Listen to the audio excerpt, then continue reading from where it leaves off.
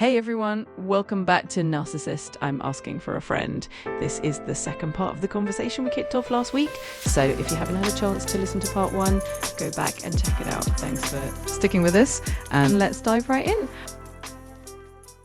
A lot of people wind up feeling, a lot of women or men feel guilty because they have found themselves to become checkers when it comes to like their you become a private spouses, eye. yeah, their spouse's emails, their spouse's texts, those kinds of things, and they feel, bad about themselves because they've been doing this. Well, I wouldn't say you need to feel bad about yourself if your spouse has done something in the past that has diminished your trust in them.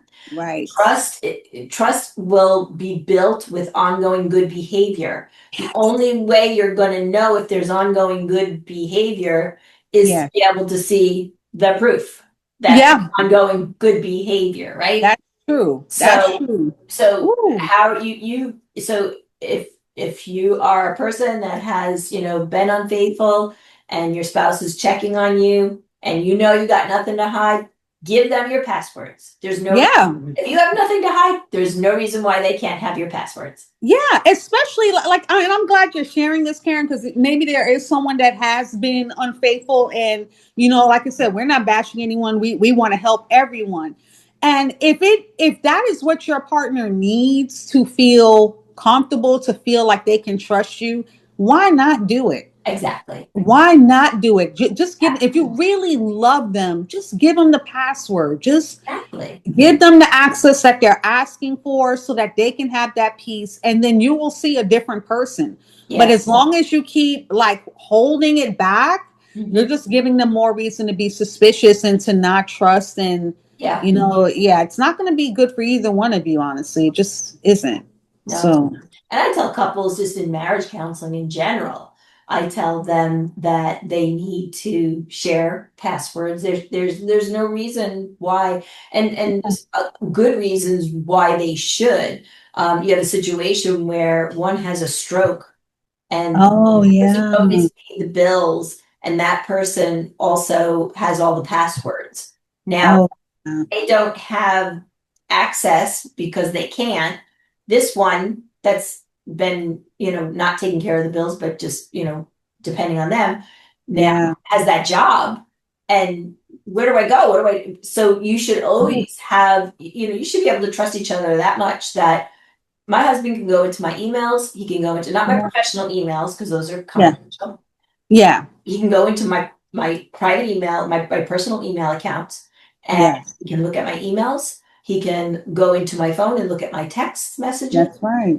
Any of that. He doesn't feel the need to, but he has access and he knows passwords. I pay the bills. He knows where I keep everything so that he can Right. get in and if something was to happen to me. So there's a lot of good reasons. There's good reasons to share your location. Yes, All that's the right. crazy that goes on in the world today. It is good Exactly. for people to have access to your location that you are close to, that you trust, so that if you go missing, well, this is where they are. They know where to backtrack. Exactly. To your own benefit. They can find you if something happens. Exactly. And if you I- are living a life of integrity, there's no reason why you can't do that. That is the truth. Yes. If you're living a life of integrity, that is the key. Oh my gosh, Karen, I love this. This is so good. So what about when they're constantly seeking their approval? So even after they get hurt, they find out the person's cheating on them, whatever is going on, you still want their validation. So and when it relates to the trauma bond, it's like to the point where their worth is so tied up in them. Where have you seen this, or how has this Yeah. affected people that you've worked with in the past? Well, that is a constant situation where they like we said in the beginning, how they know that they have a lot of bad things that they're putting up with, but when they're good, they're really, really good. Yes. And whatever it is that they fell in love with them for, hopefully it's not for their looks because Right. that changes over the years too. Oh, But let's say do not get with someone yeah, overlooked, yeah. please. But a lot of Sideways. people get swept over their feet because of that. And Hmm. and that's not going to get you anywhere. It could be their money, the Right. money is not Mm. love. And after a while you find out that that doesn't bring happiness. And so you Sure doesn't. no, no, it might be helpful to have some, but it's not gonna. It's helpful, Yeah, yeah. but it's not the be all end all. I would say No. honestly, the first couple of things you need to be looking at is are they a faithful, loyal person and trustworthy?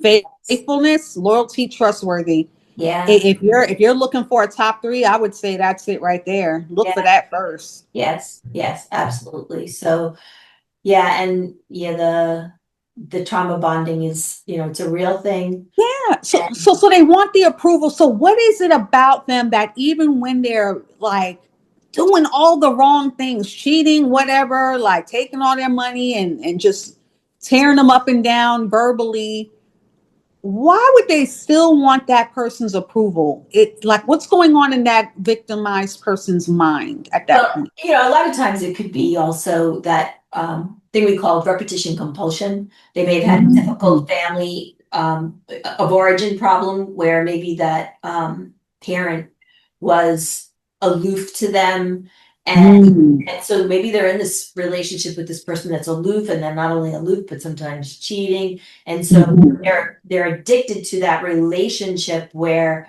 if they just get a little ounce of appreciation or Yeah. validation, then they feel a little better about themselves. And so Mm, then isolated, they're not getting validation anywhere else. They're getting right. their only source of validation a lot of times winds up being the narcissist. And so once Oof.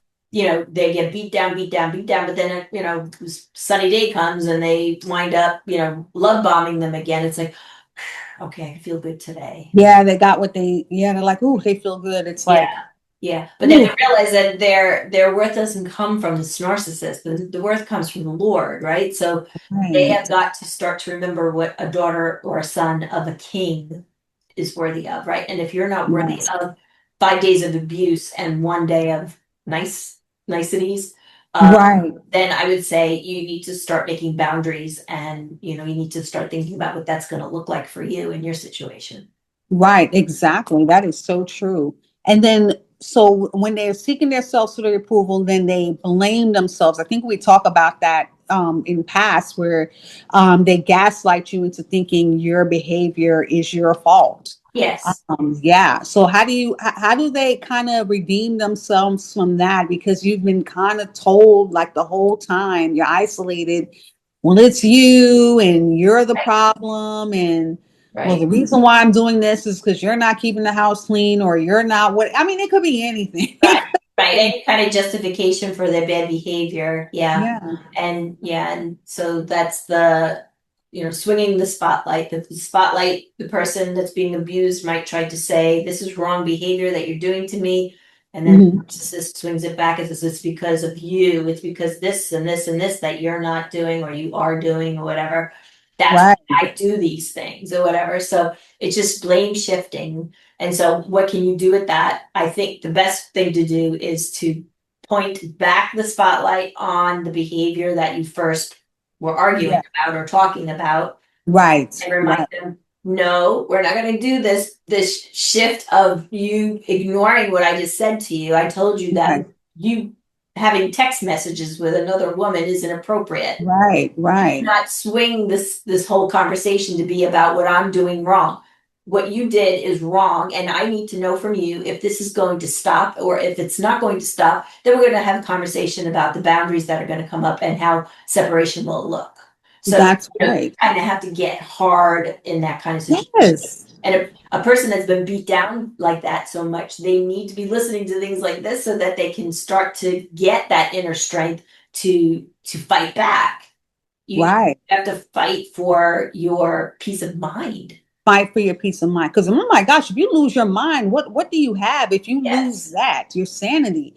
And then like you said, some people have been beaten down so much. You have some men or some women that have just been through the ringer, and they've gone to the point of even if the person is cheating, they'll say, "Oh, well, it's because I wasn't doing this and I wasn't there. And, when he needed me to do this or when she needed me to do that, I wasn't, available and I didn't do that." So how do you even get a person out of that? Because if it has taken a turn for the worse to the point where the person is doing the thing, they know it's happening, but now they're internalizing it and saying, well, it actually is my fault.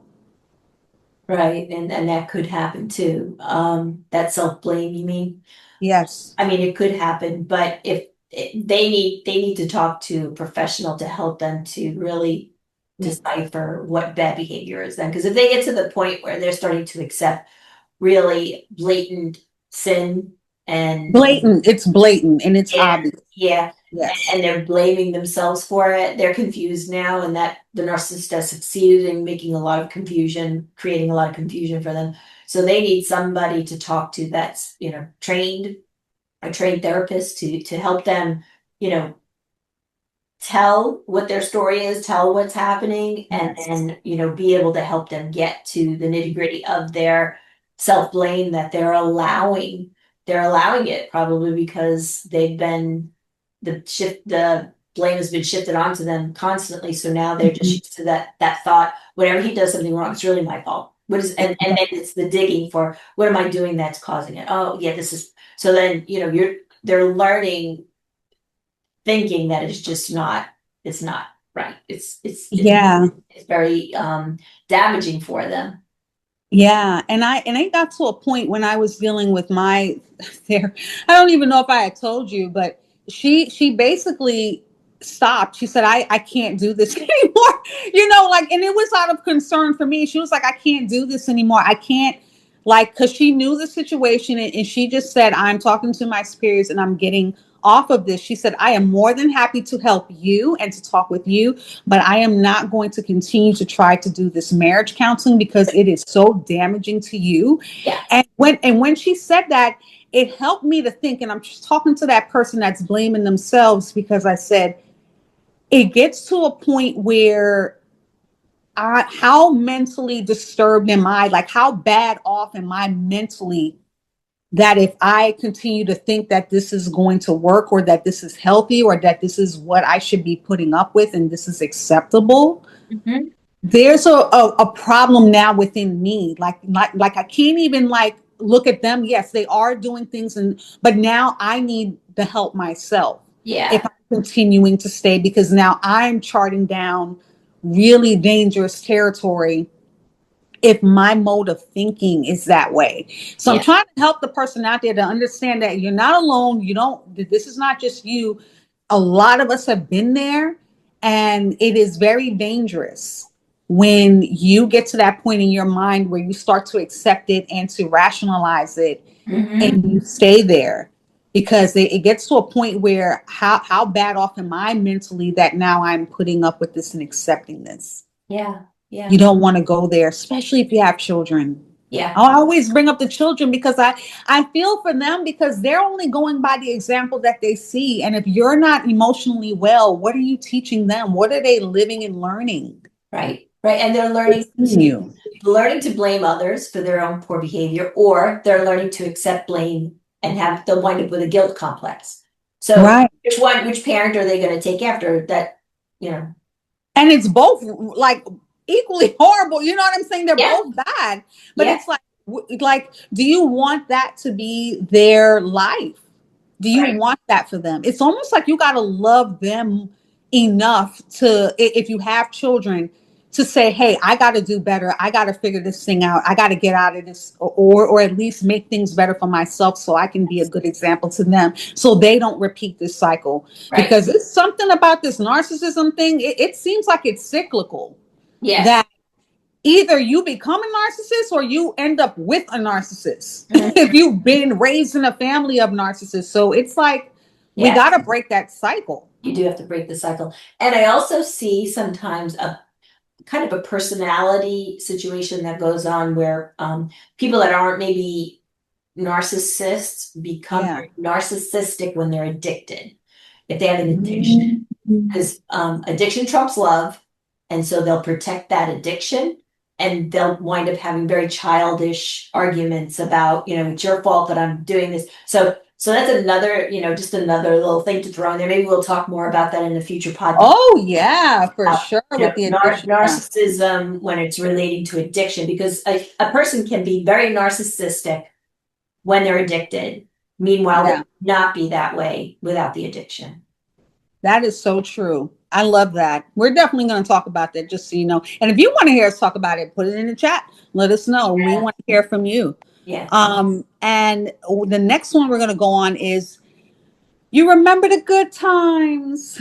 You remember the good times more than the pain, right? Narcissists strategically create moments of joy to keep you hooked. Yes. What do Yes. you say about that? I would say savor those memories. Mhm. In the Shutterfly book, do do, Yes, but still separate yourself from the abuse. separate. So That's if right. it doesn't happen because the narcissist is willing to go to counseling and get help and fix the situation, then create the boundaries you need to create to have peace in your life. Those memories will never go away. You'll still have them, Yeah, of course. but you do not have to continue to have more painful new memories being made that overshadow all of the beautiful memories that are there. So Yeah. And I always say be careful. You don't want to be in it too long. Because I find that the longer you're in it, the harder it is to get out. The longer you're in it, the more your mental and emotional state is being basically chipped away. yeah, Your soul almost. yeah, yeah, You know what I'm saying? Chipping away at your soul. So it's like, don't give them that much power. yeah, Don't give them that much power over you. yeah. Lastly, you feel like you can't live without them. Mm. This can go into so many ways or directions with this. That trauma bond, it messes with your nervous system and your self-worth. Speak to that. How do even people get caught up in that, and how can they break free? Well, yeah, when you say the nervous system, it's so many of the clients that I have, they're always in a constant, the ones that were in narcissistic relationships, Hmm. they definitely struggled with anxiety because they never knew what was coming next. Am I going to be love bombed or am I going to be abused? Which Right, they don't know who's coming through the door. Is it Dr. Jekyll or Mr. Hyde? It's just right. not clear for them. So because of that, they always live on the edge, on not feeling like they're, Yeah. unsure of themselves, their life and everything. So yeah, They they, they almost they can't feel like they can do anything on their own. They got them so messed up in the head. yeah, yeah, they become dependent on the narcissist to, they feel like they can't make a good decision because the narcissist has told them that they can't make a good decision. So Right. you need me because you're obviously dense and Right. yeah, so a lot of tearing down in order to make that person feel like they're not capable of thinking on their own. So Yeah.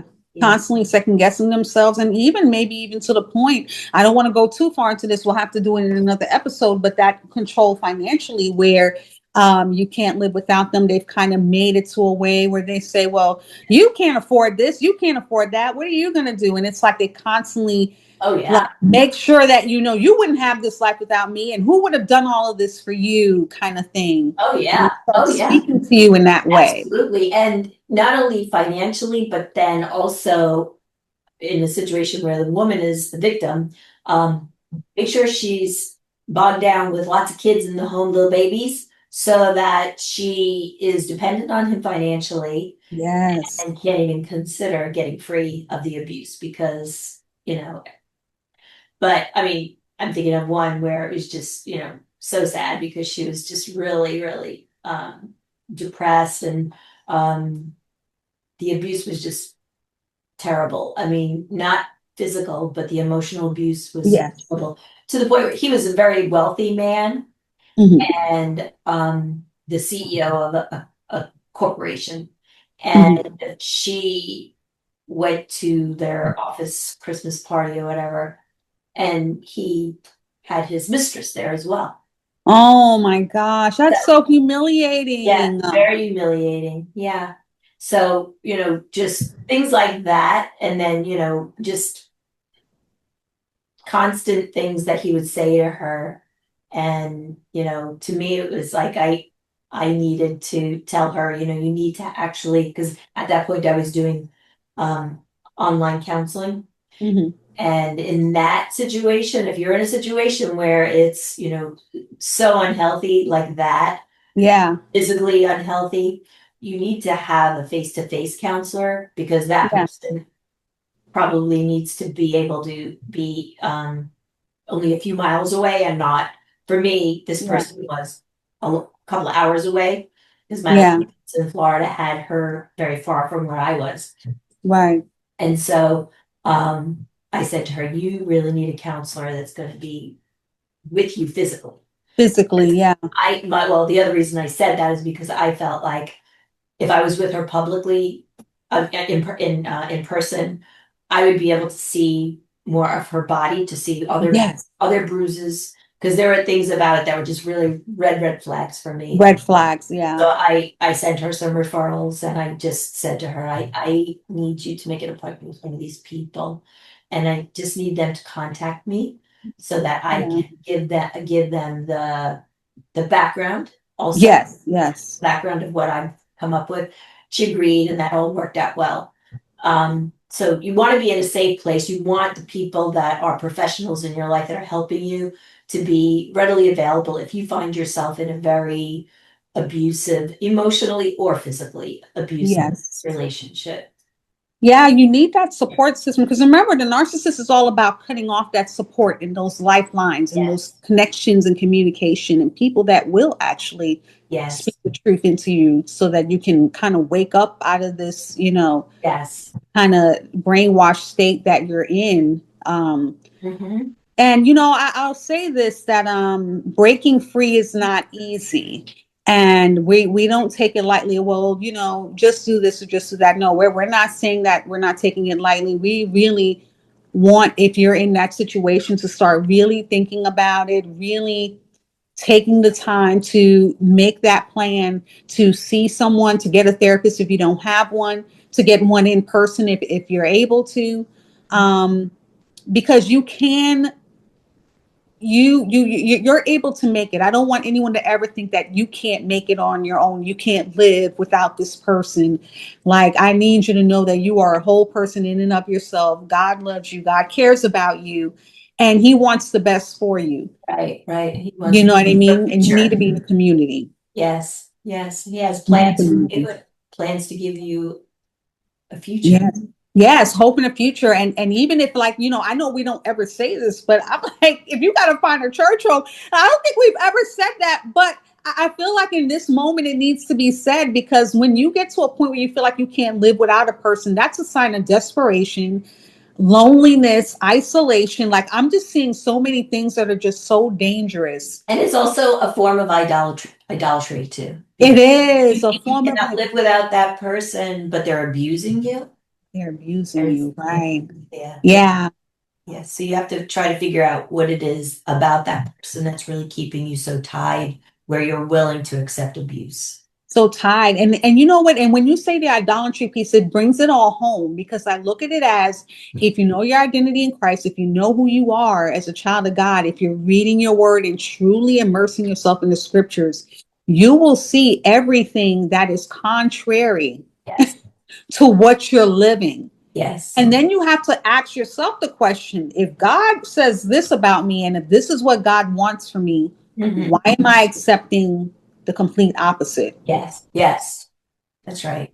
Can't accept the kind of behavior that you maybe have been accepting.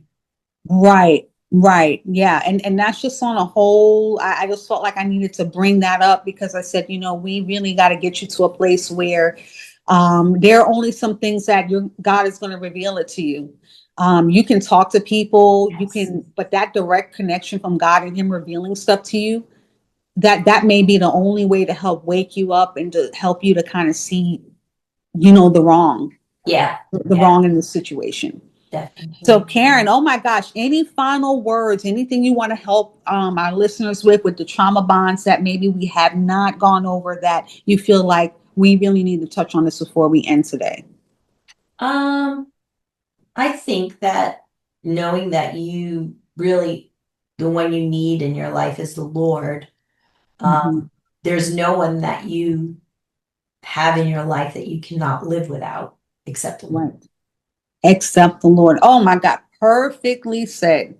Perfectly said. Mhm. Well, we want to thank you all for listening today, for joining us. And remember, don't let this end with you. Please share this with someone, the podcast, the YouTube channel. Share it with someone that you know needs it, or someone that you think is struggling. Maybe you've been telling them over and over and trying to get through to them, but they're just not hearing you. And maybe they're making all the excuses, right?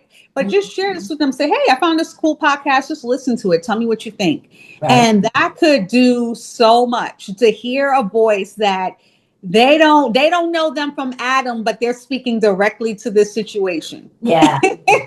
Right? Because that narcissism, I always say that's a spirit, because I'm telling you, it doesn't matter what country, where in the world you are, you explain a situation and two people going through the same thing, and they can be in two different countries, two different areas, and they will have similarities in their experience and what they have dealt with. Yes. So, and to say that and share it. And we always appreciate any feedback you can give us, or even if you want to share your testimony or even be on the show, we would love to have you on, because our goal is to help people, heal people, and just love people through the situation they're in.